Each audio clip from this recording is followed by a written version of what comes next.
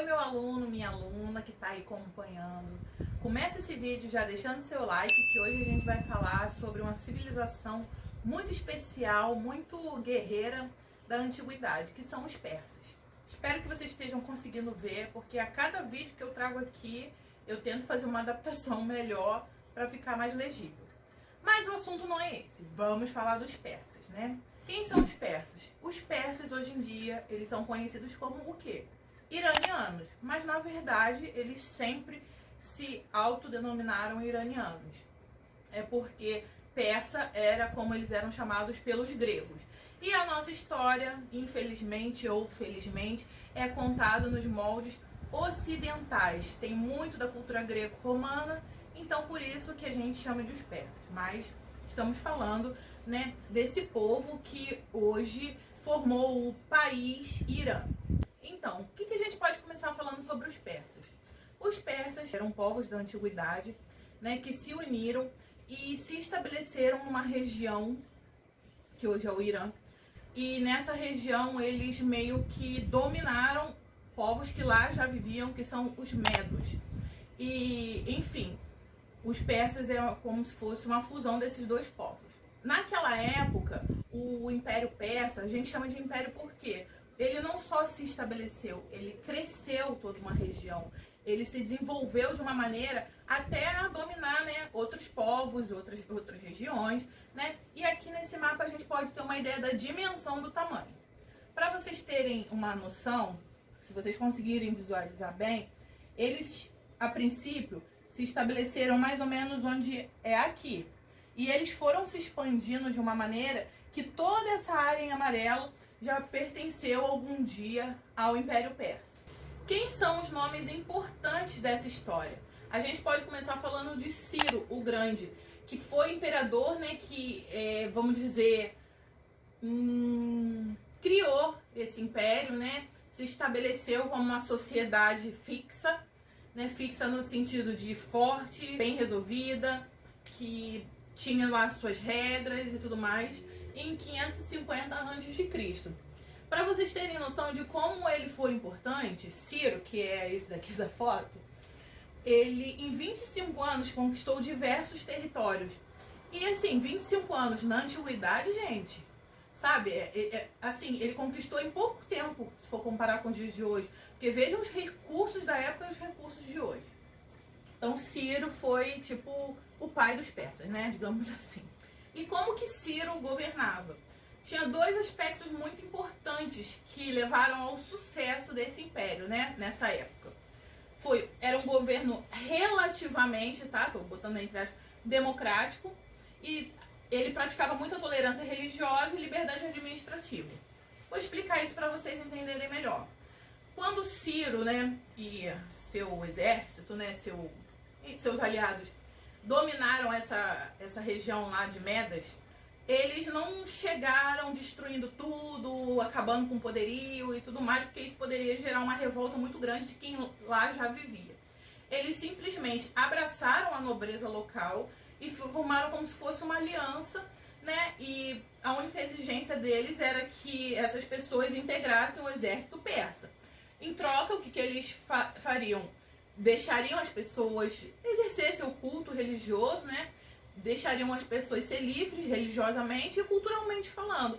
Muitos governantes, imperadores, dominaram na base da força, né? A base da violência, destruindo tudo de cultural que aquele povo criou. Para quê? Para que fosse incorporado de uma maneira como se eles nunca tivessem existido. Mas o Ciro não. Ele foi diferente. Ele foi ele teve um governo mais tolerante.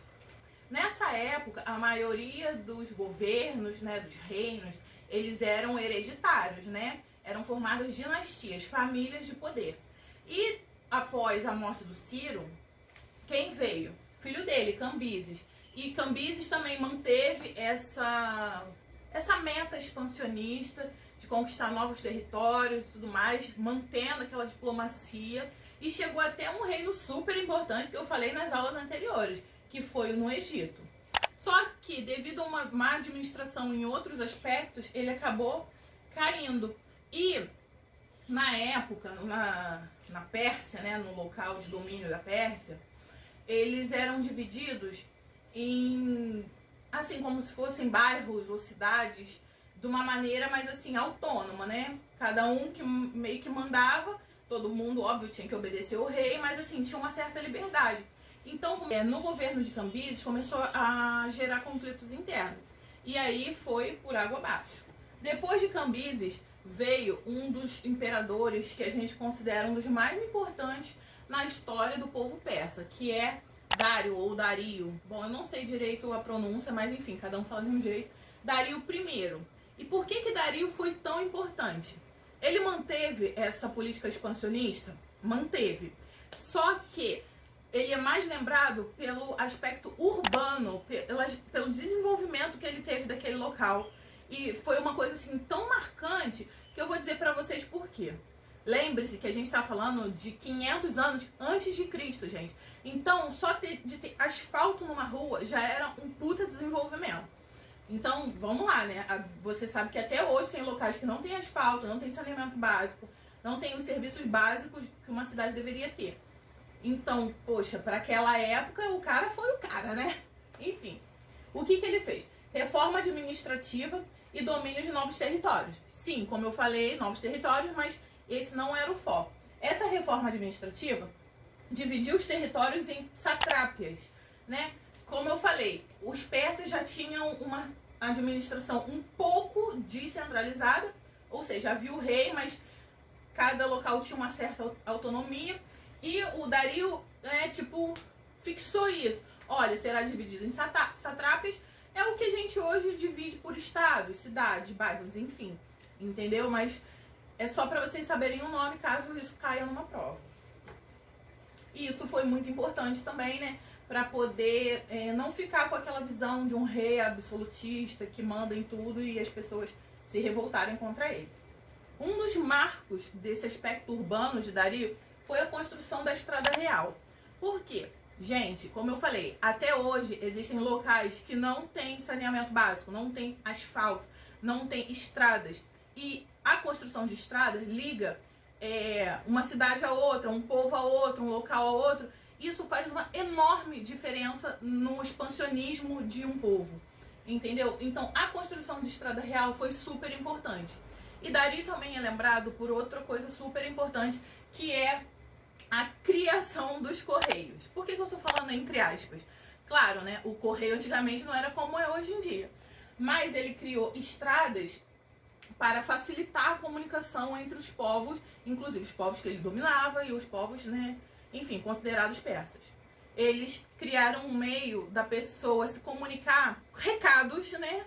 E pessoas eram pagas para isso, para correr de um lado ao outro, mandando esses recados.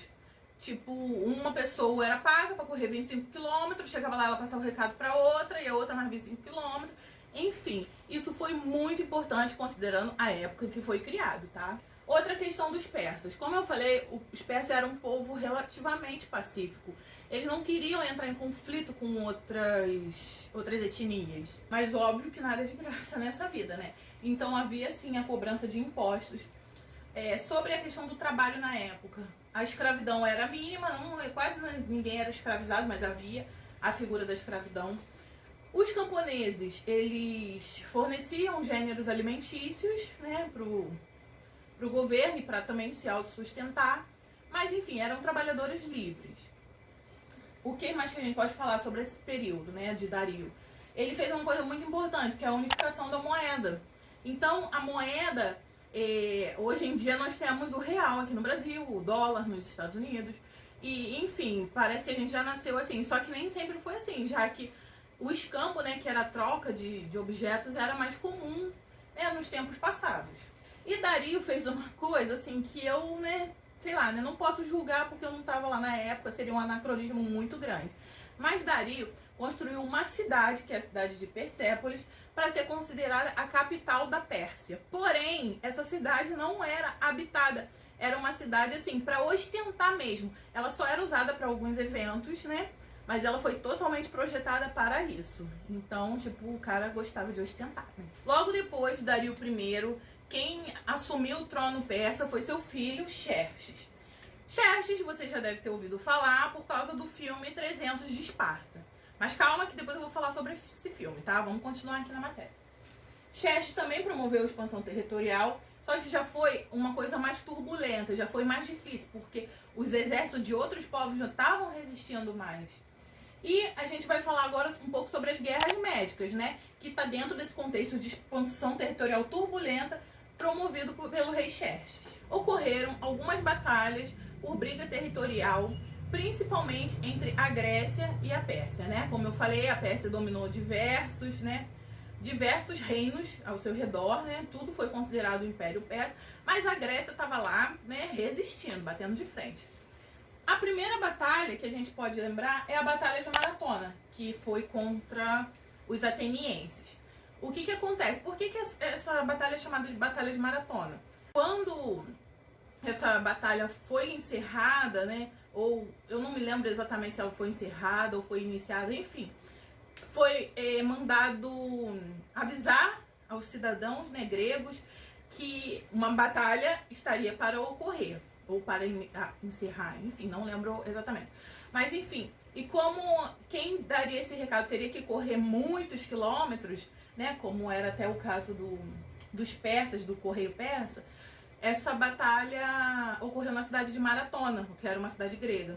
E, enfim, as pessoas hoje em dia chamam essas corridas de longa distância de maratona por causa desse evento, né?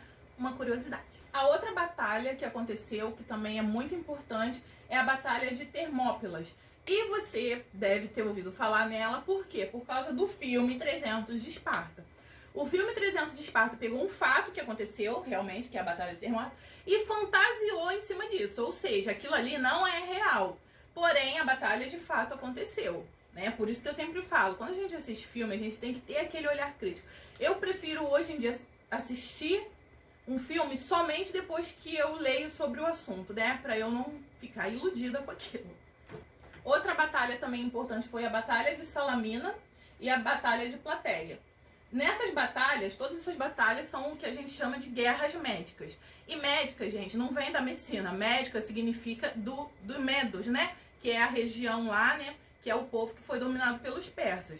Então, médicas, o nome médicas é por causa disso. E essas guerras médicas, elas são muito importantes, são muito estudadas na história, né? E elas muitas vezes são retratadas como os gregos como vencedores.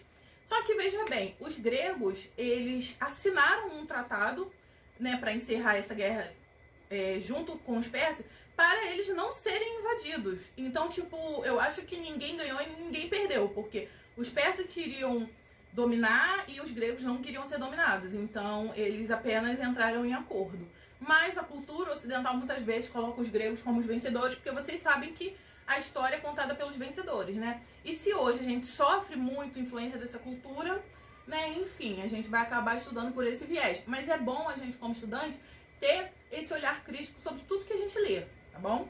Aí o Império Persa continuou lá, tá? A capenga, mas ainda existia. O Império Persa só sucumbiu mesmo com o domínio alexandrino, ou seja, o domínio de Alexandre o Grande, que também era um grego, um macedônio, né, para ser mais exato. E, enfim, ele foi e dominou. Só que o que acontece? A Grécia antiga, ela não era caracterizada pelo país Grécia. Eram povos que se identificavam culturalmente e se chamavam de gregos. Só que entre, por exemplo, os atenienses, os espartanos e os macedônios, entre outros também, existiam diferenças culturais. E muitas vezes eles guerreavam entre si. Então, o Alexandre o Grande, ele era um grego ou um macedônio, as duas coisas. Mas lembre-se que ele, como macedônio, ele não fazia parte 100% da cultura grega. Digamos assim, hoje em dia, claro, ele é tratado como grego, porque ele também, enfim, espero que vocês estejam entendendo, mas ele é tratado como grego porque ele difundiu a cultura, né, helenística, que é a cultura grega, durante os seus domínios. Mas eu não tô falando isso para defender ninguém não, tá, gente?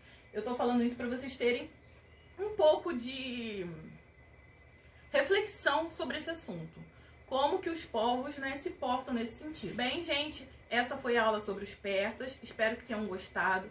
Eu achei que ficou um pouco vaga, tá? Não é um assunto que eu tenha, assim, tanto conhecimento, mas é um assunto muito interessante, até porque eu não tenho tanto conhecimento, porque não existe tanta historiografia sobre o assunto, né, gente? Mas se vocês quiserem pesquisar um pouco mais com outros professores, eu aconselho, porque é um povo que eu acho que vale a pena você se aprofundar até. Como eu falei, os persas são os iranianos, né? E a história iraniana já, né, por exemplo, da Revolução Iraniana, né, do século passado, é uma coisa que vale a pena estudar, mas eu preferi colocar em outro vídeo, porque esse vídeo é sobre a Antiguidade Oriental, tá? Tá bom? E no caso a Revolução Iraniana é sobre contemporaneidade. Enfim, espero que tenham gostado. Deixa um like aí, se inscreve e obrigada pela companhia de vocês. Beijinho, tchau, tchau.